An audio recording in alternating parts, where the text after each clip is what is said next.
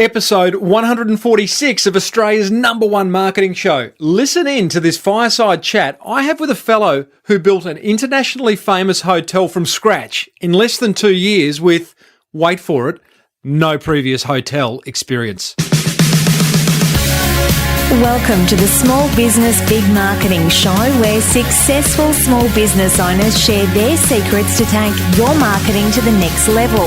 Now here's your host, Tim Reid.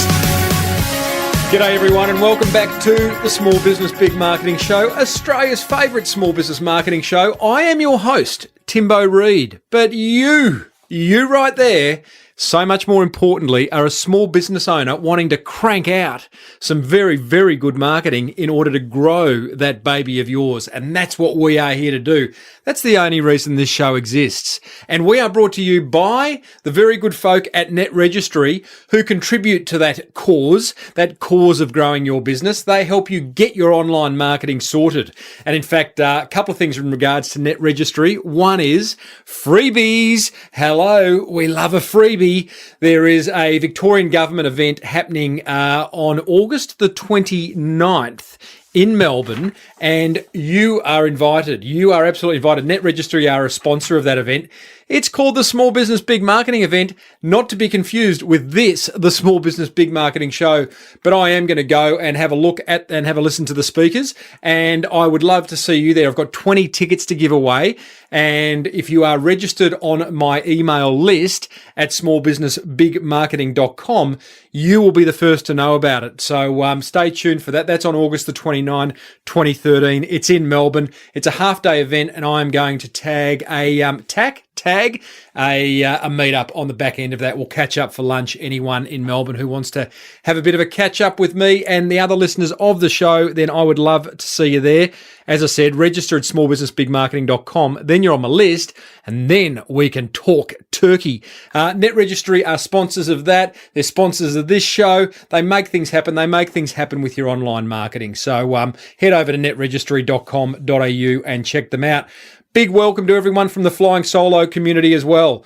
All right, guys, big show today. I just hung up from my guest, Richard Crawford, who was the founder and owner for a period of time of a wonderful hotel, very famous hotel in Australia called the Henry Jones Hotel down in Hobart in Tasmania. So Richard's here to share how he built an internationally famous hotel with no experience in a couple of years. It's a riveting story and it's an inspiring story. And I want to share some learnings with you at the back end of that interview. Before I do that, just been kind of mulling over this whole concept of success recently, right?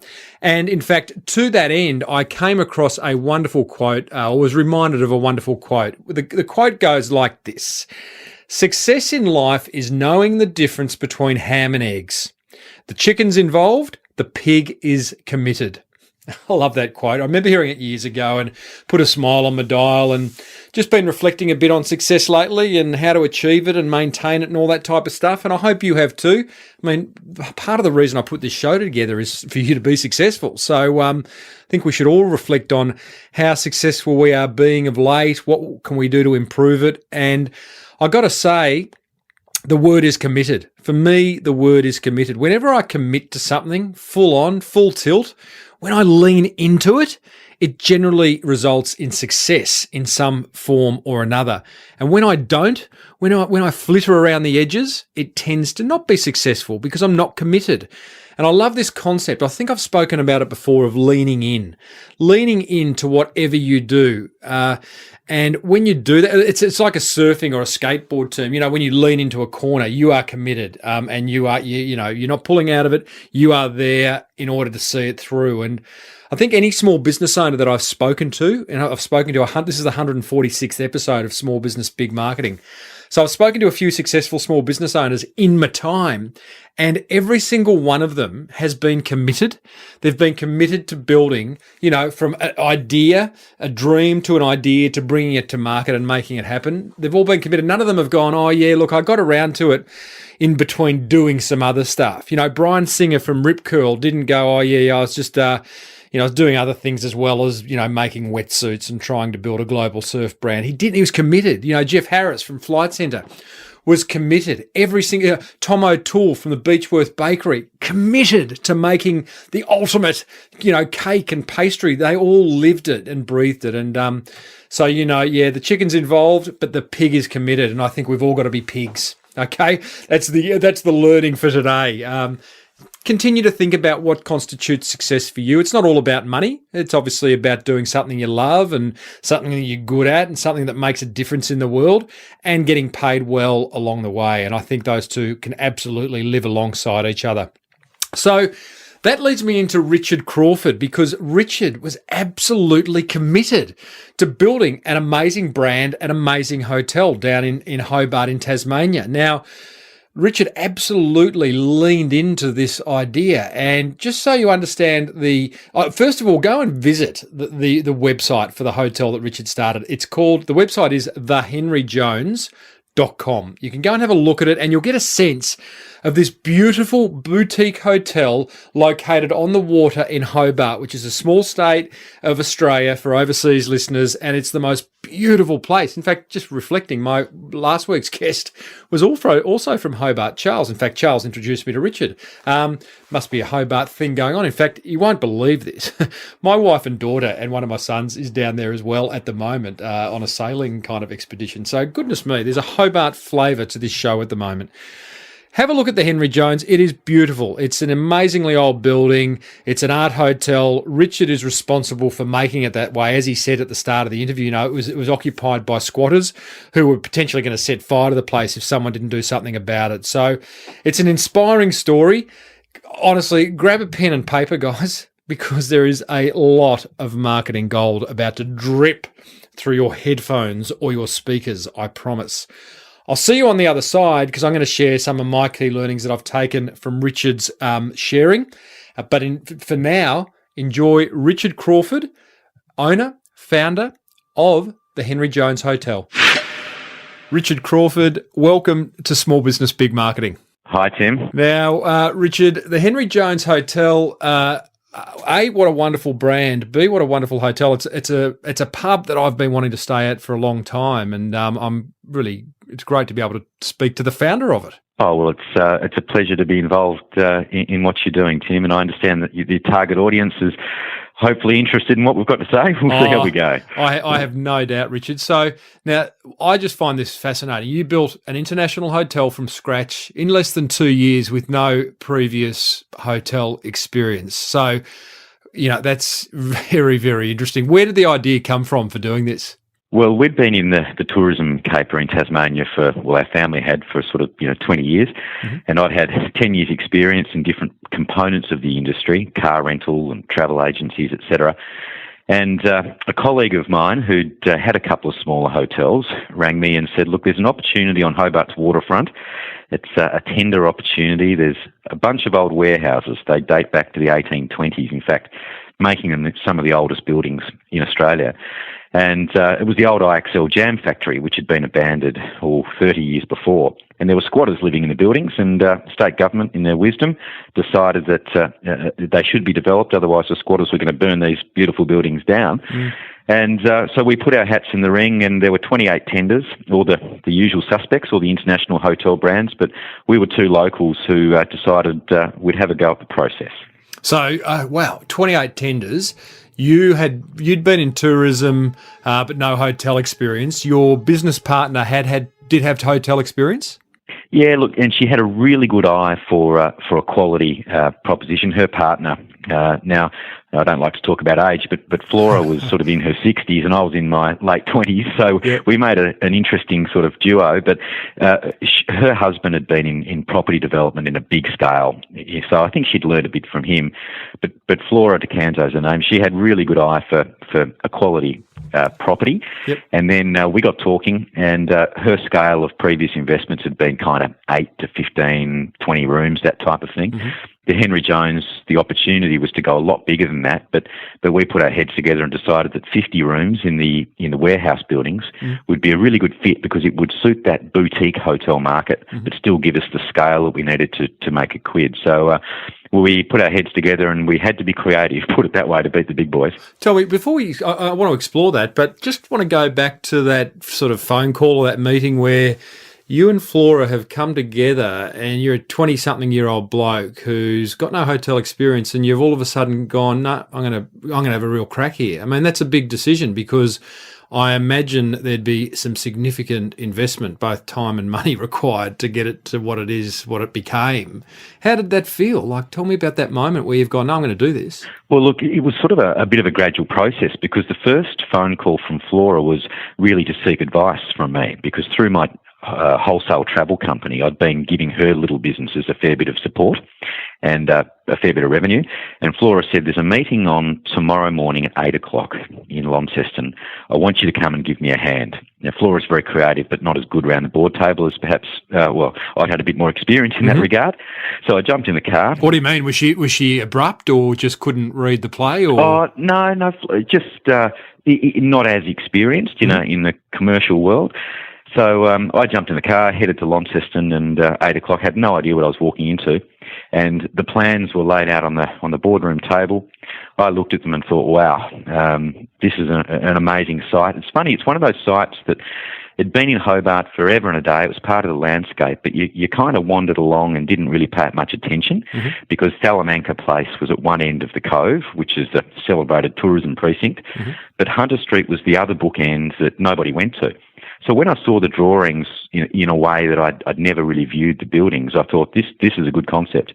My job at the meeting was to make Flora look good. This meeting, can I just get, is this a meeting with the government to present the tender opportunity, or is this Flora presenting an idea where she wanted to submit a tender? This was effectively the building/development company that had really been given the site, because it was in such disrepair by the state government. They paid, I think, maybe $200,000 for the site.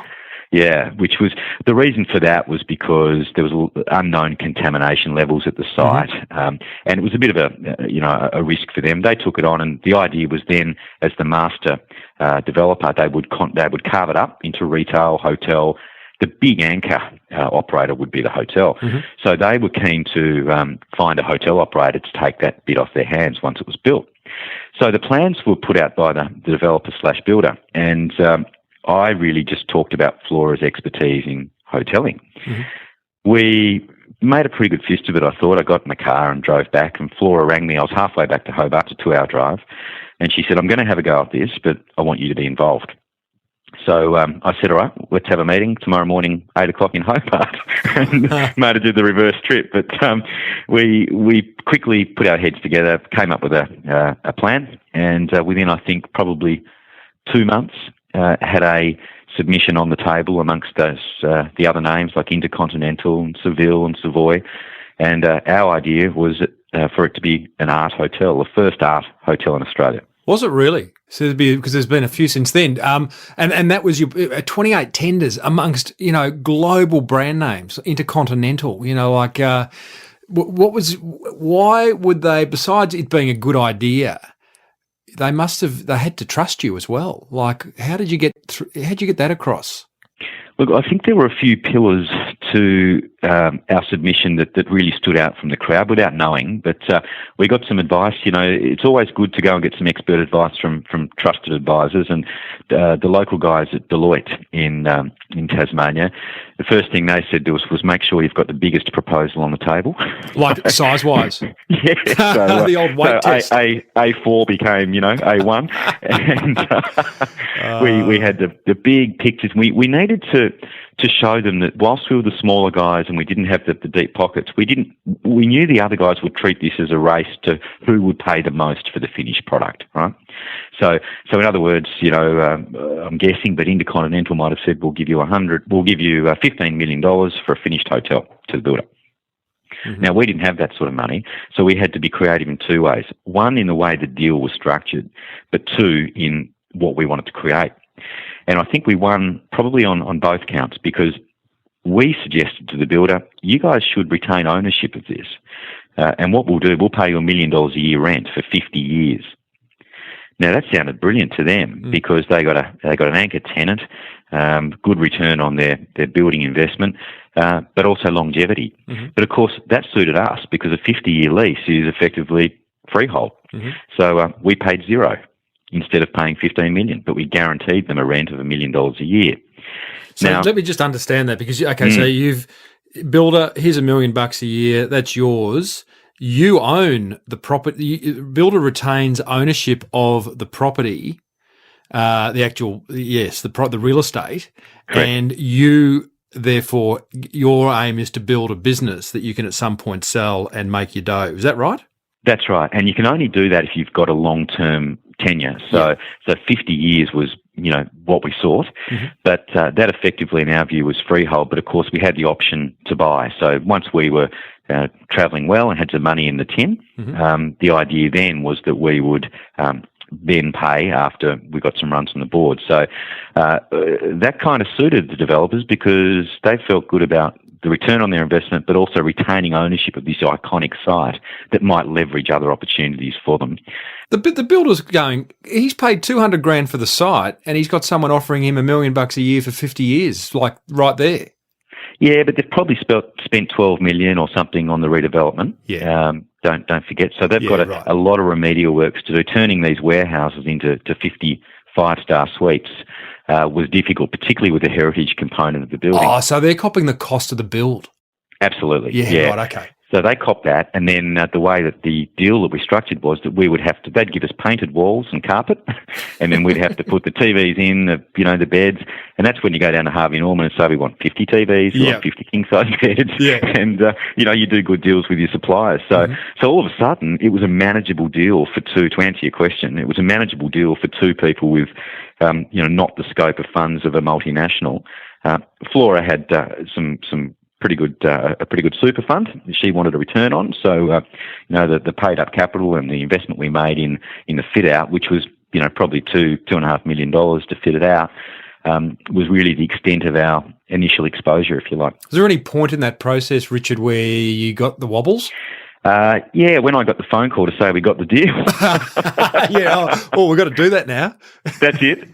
Because to be honest, I'd really enjoyed this challenge of pulling together a compelling bid, and that was backed by our understanding of the local market. And look, that was the other component that probably made us stand out from the other guys, is that we knew the local market. We were passionate Tasmanians.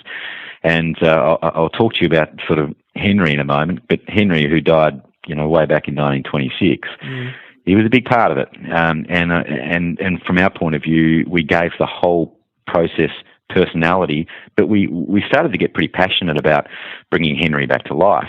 Then when we got the phone call to say, well, you've got the deal, you've got to go and find the money, and congratulations. I remember in my office just sitting there thinking, what do I do now?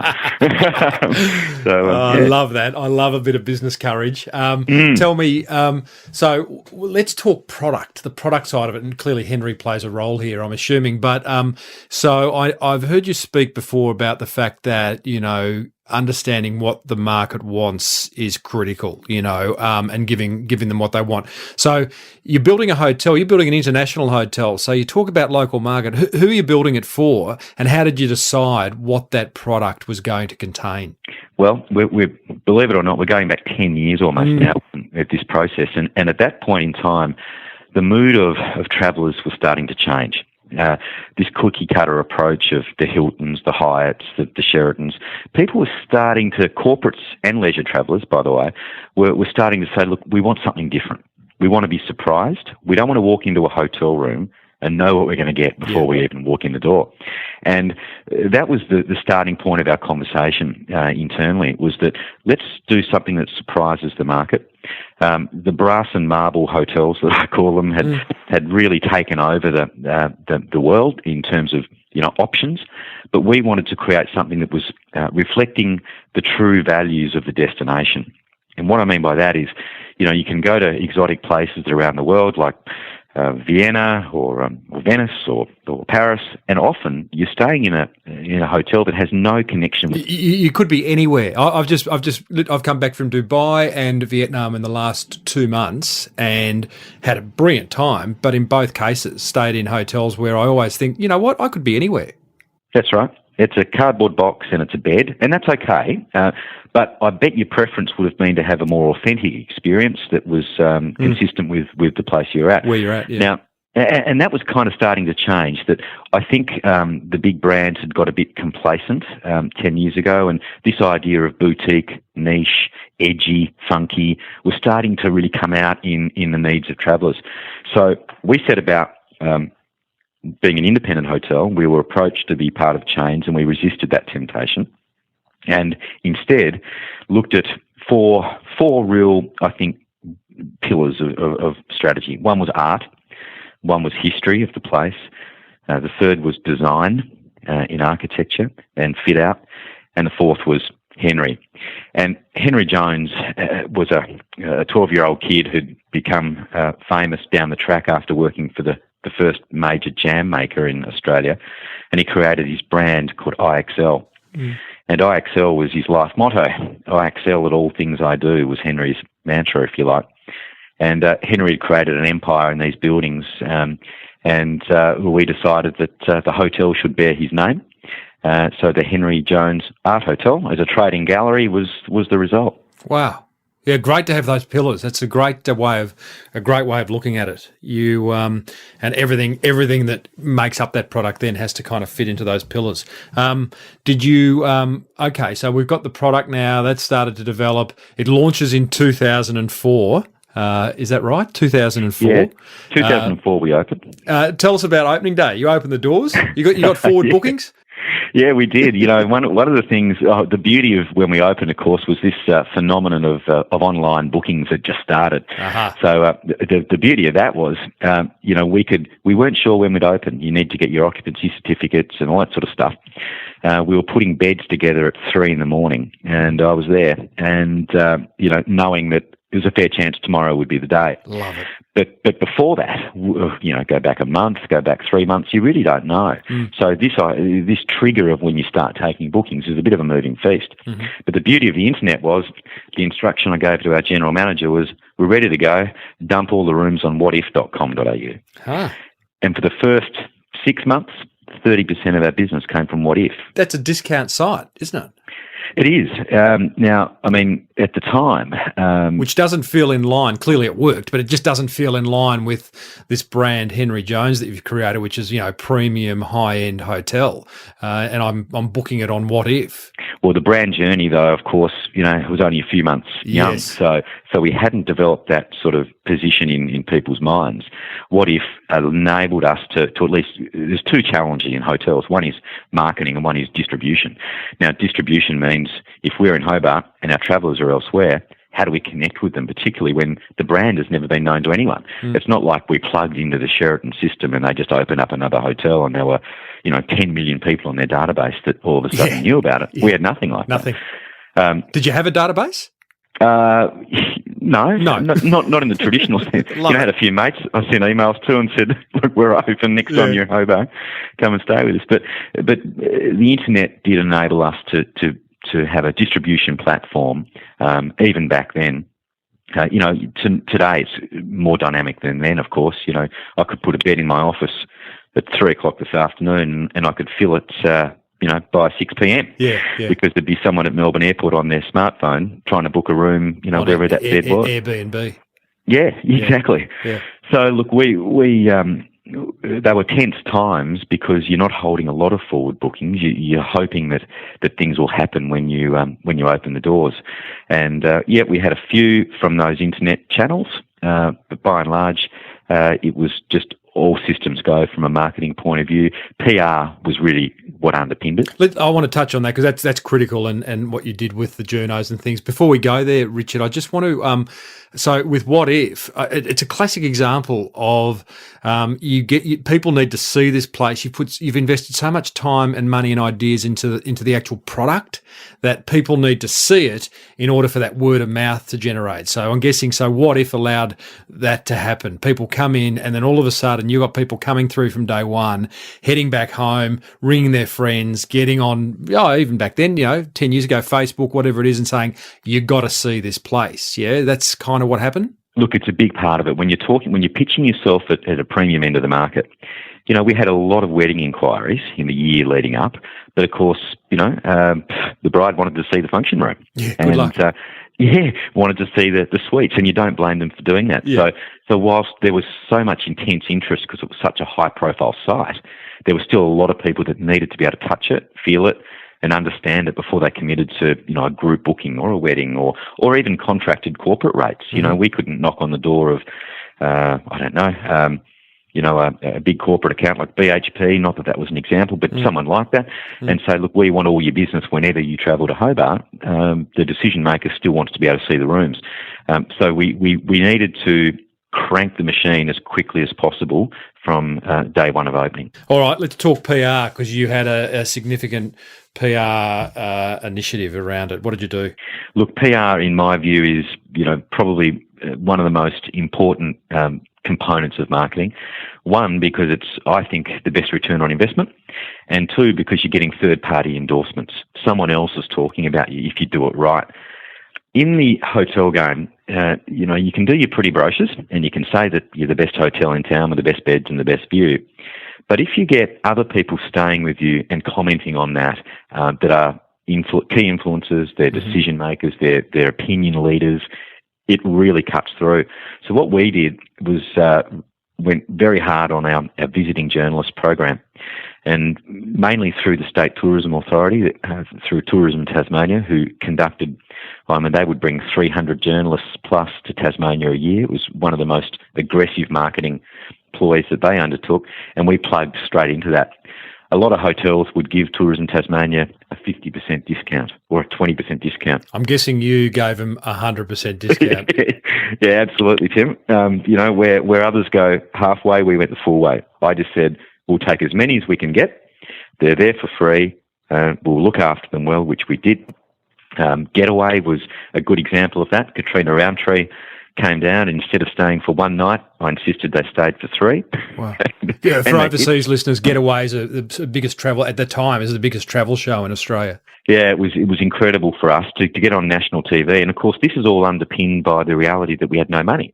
We didn't have a big marketing budget that others might invest with. We'd spend all our money on all the flash fittings. So PR was a case of give them a free room and see what happens. Just to interrupt there, because the irony is 50% discount, 100% discount. It's not as if it's costing you.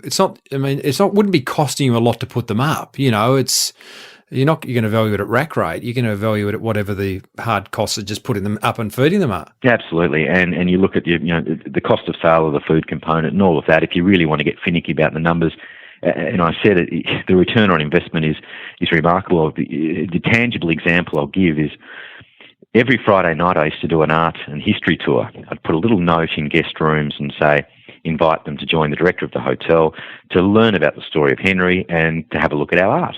There were 300 pieces by the University of Tasmania graduates throughout the complex for sale. But the first thing I did on the tour was to ask people where they were from.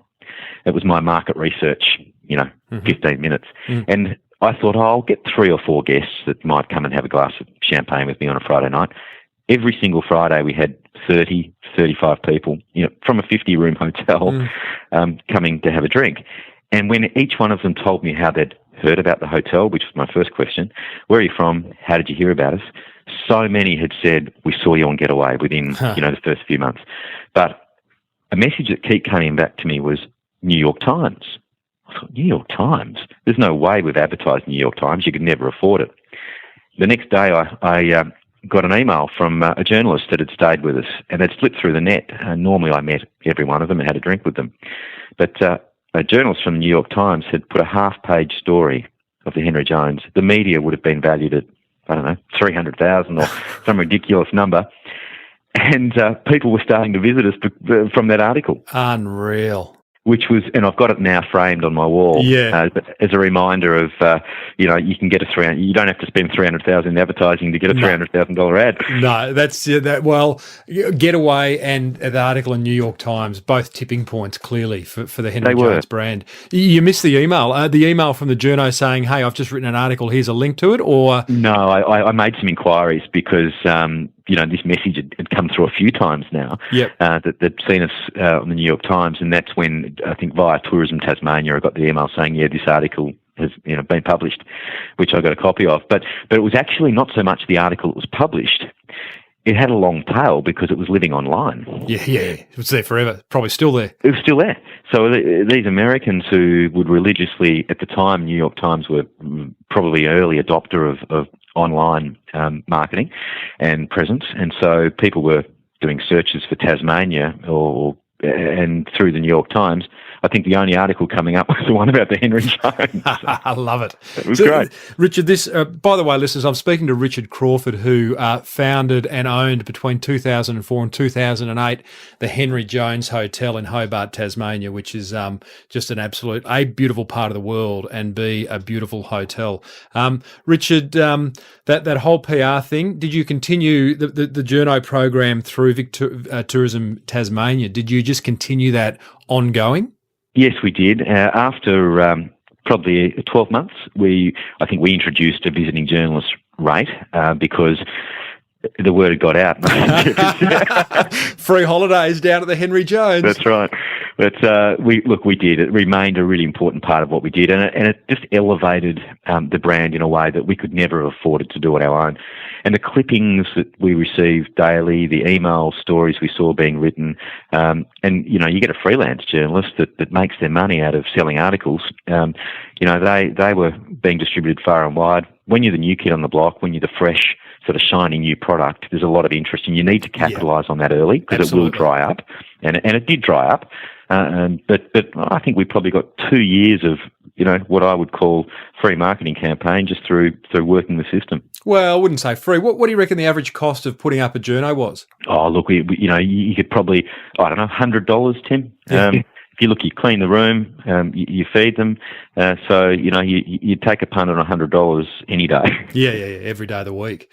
Did you do any other marketing? So you got your PR campaign, your visiting journo campaign.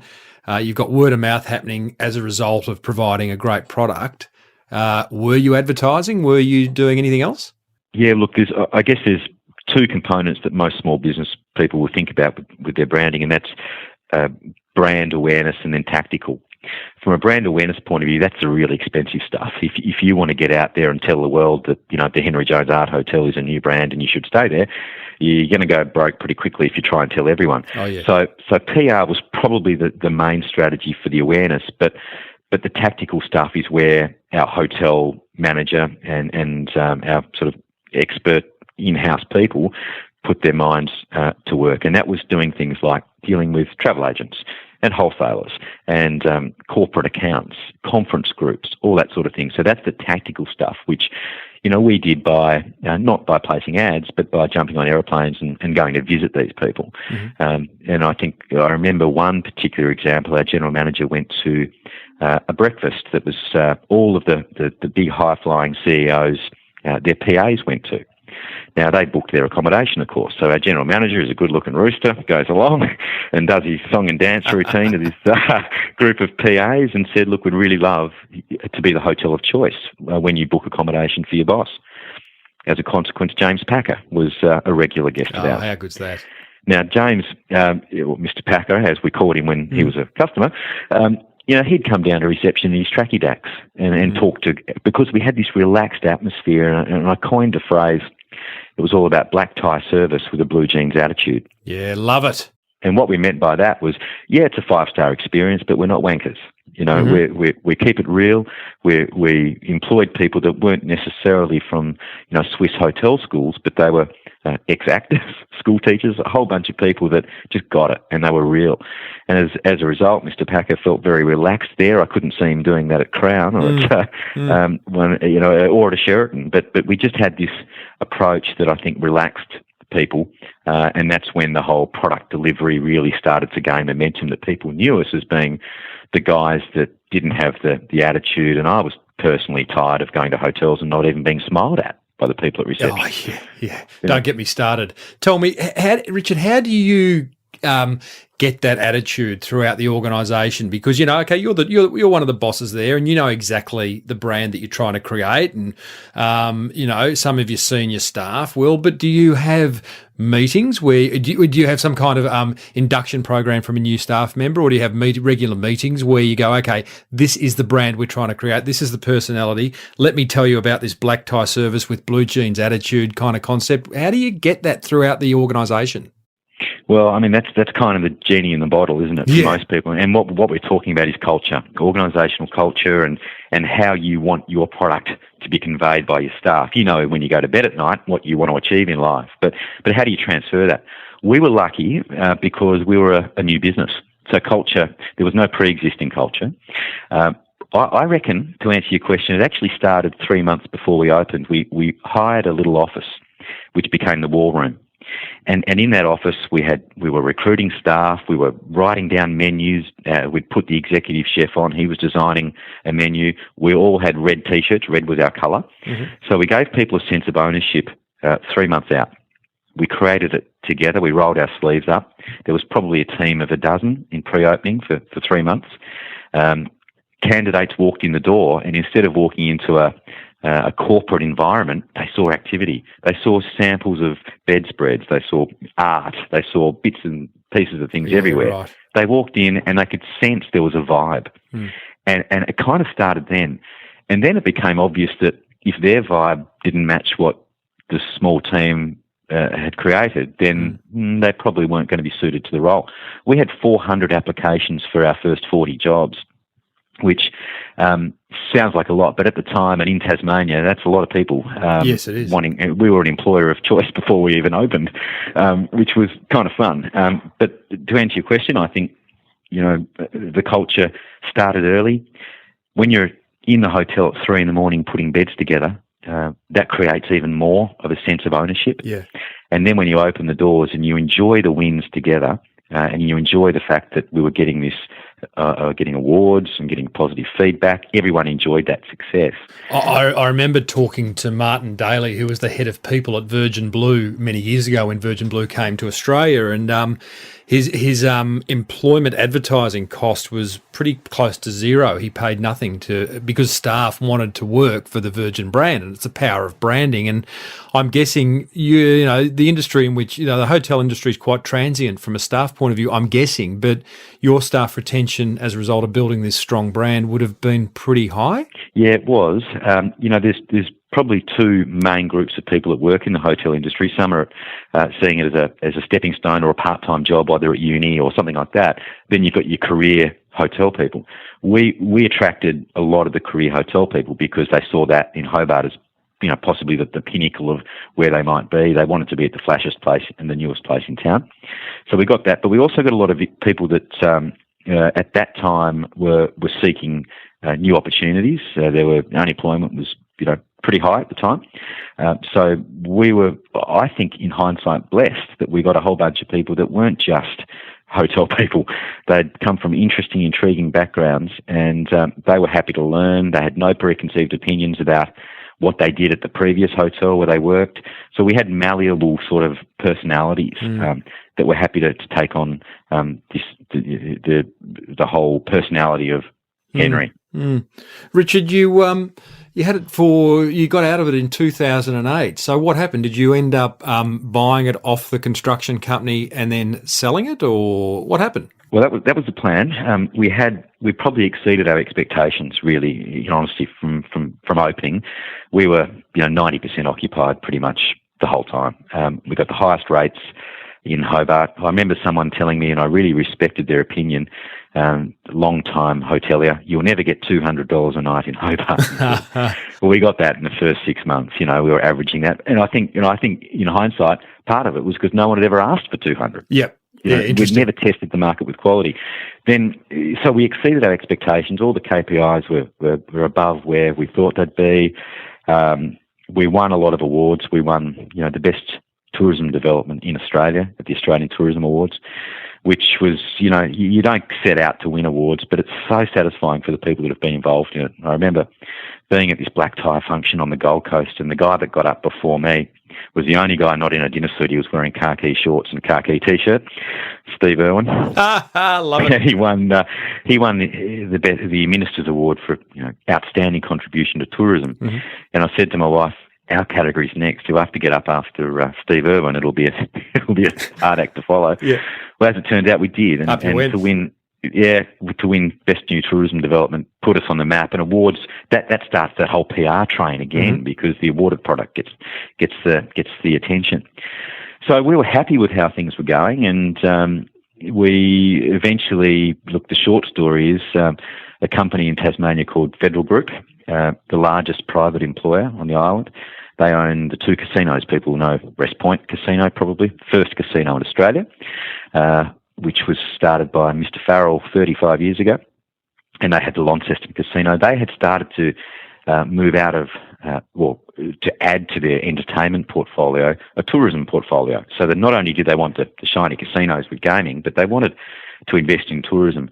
And they'd started a brand called Pure Tasmania, an award-winning brand, which Federal Group used as the vehicle to buy a number of properties at Cradle Mountain, at Freycinet on the east coast, at Strawn on the west coast. And clearly in Hobart. Yeah, there was a missing piece of the puzzle, that they needed an iconic Hobart destination, and they're very compelling buyers, the Federal Group. Mm-hmm. And they approached us.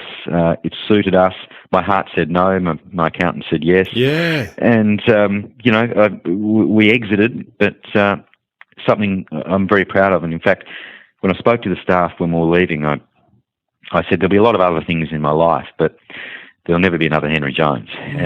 And for me, it was, you don't expect to fall in love with a business, and our family had been involved in a number, but this was my baby. I did outside of the family business, and I found something I was good at and I enjoyed. Yeah, I find that fascinating. I get it. They obviously had a checkbook, a rather large checkbook, and I remember talking to a mate of mine who owned pubs years ago, and Tui's were out on the buying the pub spree, and I said, because he loved his pub. I said, why'd you sell it? He said they just kept on increasing the number, and I got to the point where I couldn't say no. I'm guessing that's what happened to you, but 4 years in, emotionally, I'm guessing that would have been like the money would have soothed things, but just tell us about that kind of the emotional kind of detachment. Look, to be honest, it was difficult because particularly when you start something from nothing, and a lot of small business people, most in fact, have done that. They've taken something and turned it around, or they've had a dream that they've made come real. For me, I did feel a sense of loss, if you like, because hotels are very public sort of business, where the Prime Minister used to stay with us. Now, I'm not going to mix with the Prime Minister unless I own this hotel. Mm-hmm. I'm never going to meet that person. Celebrities, all this sort of thing, and people kind of validate you based on what you own or what you've done, which I don't like, I must add. Mm-hmm. But, we'd have a function and you'd be introduced as the owner of the hotel, and for some reason that would validate you and people would want to talk to you, or they would seemingly give you more respect. And that never sat comfortably with me. It's called celebrity? Yeah, well, no.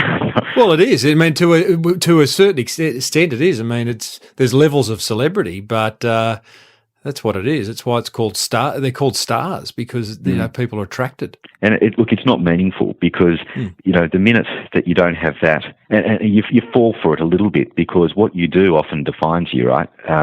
What I did defined me. That's what I did every day. And then when you haven't got that, the definition of you perhaps is something you question. Mm-hmm. So were there tears? Yeah, I did actually. Yeah, when I addressed the staff. Just a little one. A little one. Because it was actually more pride. It wasn't so much loss. It was more sense of achievement, and you don't really stop that often to reflect on that sense of achievement during the journey. And at the end, when you have the opportunity to do so, it can be a bit overwhelming. But it's always there. I said to my daughter, one of my daughters, at the time she was only 4, and I said, "Look, we've sold the Henry Jones," and she started crying. And then she said, "Oh, Daddy, will it still be there?" Oh my God! And I said, "Yeah, it'll be there forever." And then she was fine. Yeah. And that said to me, "Hang on, there's something in that. You've built it. It's there. People are still staying in it, enjoying it. I read the accolades it gets with a smile, and it's still there." Wow. Now, I guess you went and did the big round the world trip, and then you've come back, and what are you doing? Well, yeah, look, I wagged school for a little while, but I actually it came at a time when our family business had sold the Thrifty car rental franchise, which I was running as well, and that was 600 cars on the island, and I had a couple of hundred staff. We had a smash repair business. In fact, everything was sold around about the same time. So here I went from a family business and an investment in the Henry Jones to not a lot to do, but a fair bit of time to think, and I fell into consulting.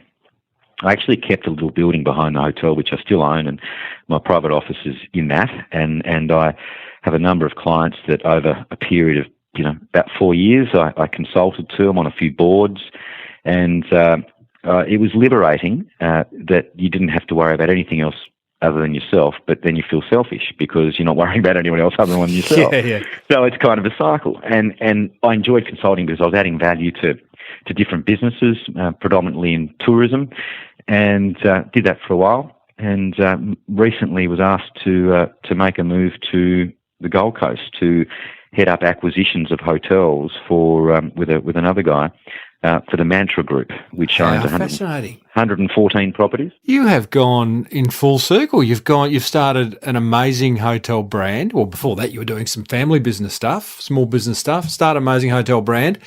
Go back into consulting, and now you're working for one of the big boys. Yeah, well, I didn't think I would. In fact, I'd never worked for anyone in my life. Started my first business at 21, but I turned 40, and you can get a bit philosophical when you turn 40. Oh, give you a break. You're a chicken.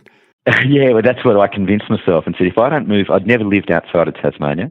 Yeah. If I don't do this now, and again, there's sort of moments in time that I reflect on what mentors said to me, and the guy that used to be the CEO of Tourism Tasmania said, Richard, do it now, otherwise you never will. And I did it, and the opportunity came up. I go back to Tasmania every few weeks to see my girls who live with their mother, and I'm just enjoying it. We've got a big brief. We've got 114 hotels in the group under 3 brands. There's Mantra, Peppers, and Break Free.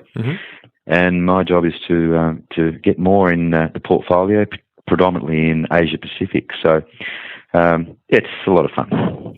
Is that hard working for the man? No, because I made damn sure that the culture here, the place I was going to go was the right one. I came up and saw the CEO, and he's a young CEO. He's ambitious, but a lot of fun. The team here they've got 4,000 staff in the group, and I'm in the team of sort of a dozen that are at the top of the sort of decision making environment. And when you're in that dynamic place, then I got the feeling pretty quickly. It goes back to this conversation about culture. I guess I weighed it up pretty quickly and said, I think this is a place I could be. And they've asked me to stay on, so we seem to like each other. Good on you. Oh, Richard, it's a great story, mate. I'm so glad you were willing to share it, despite the fact that it's now 5 years since you've been part of the Henry Jones. It's a wonderful story, and listeners, you got to check this place out. Go to the website if you don't go to the actual place itself, because it is an absolute beautiful venue. It's a great example of branding and so many things. So thanks for sharing, Richard. My pleasure, Tim. And look, I hope your listeners got something out of it. I'm a small business person at heart, and I know how tough it can be. We've talked about the success, but with that come a lot of hard times as well. And I don't want to sort of gild the lily too much, because it's bloody hard work. But well, it's actually interesting you say that, because despite the fact that the interview is all but over, I was going to talk to you about, God, really, were there hard times? Because this just sounds like a rise and rise. But I guess there were, but maybe the hard times weren't as hard as others have experienced. Well, I think the message in that is, I'm looking back now. So retrospectively, when you're in your business and you're cranking it and you're getting up early and you're doing the late nights, when it's all said and done, when you're sold and you've capitalised on your investment or whatever the motivation has been, when you reflect, you don't remember any of those hard times, I'll be honest. Yeah. Then those thoughts don't come in. It's the pride and the achievement, not so much in the financial side of it. But for me, job well done. And if that's what you can reflect on and smile, well, you have one. I agree. Good on you, mate. Thanks so much, Richard. Pleasure. Wow. Honestly, I mean, I love all the interviews that I do. I love speaking to successful small business owners, but got to tell you, that one just kind of really resonated with me. I think it's such a wonderful story of business courage, of having a go, of brand, of just smart marketing. It ticked a lot of boxes. I hope you got as much from it as I did. Now, a number of learnings. Again, I'm going to keep it to 3, so many more. But number 1 for me, the identification of the brand pillars of your business. I loved how Richard talked about the pillars of the Henry Jones brand being art, history, design, and in fact the fellow Henry Jones who occupied that building all those decades ago. Being clear on your brand pillars can make it so much easier to therefore build your brand. They act like filters. So, and part of that whole branding thing that I loved in terms of what Richard shared was the black tie service with blue jean attitude. You know, again, that's just being absolutely crystal clear on the brand, okay? And when you know that as the owner of your business and share it with your staff, you're going to have this wonderful consistency. And you know what you're going to do? You're going to build emotion. A brand is simply an emotional attachment, and that's what you want to do in your business. Forget the rational stuff. Build emotion. Number 2, learning from my fireside chat with Richard, just reminded me of the power of public relations, PR. Yeah, he used it so cleverly, and look at the leverage it got him, you know, being on the number 1 travel TV show in Australia on Getaway, being in the New York Times, a half-page article. Oh my God, I would dream of that. If you want to pursue your PR strategy, I suggest heading over to a website called Source Bottle, SOURCE, bottle.com.au. The lovely Rebecca Derrington owns and runs that, of which I interviewed her a number of years ago on this show. It's a place where you can seek free PR for your business. Go and check it out. Number 3 lesson from Richard. We didn't go too deep into it, but a couple of times Richard mentioned mentors, the power of mentors. He talked about some advice he got from someone at Deloitte.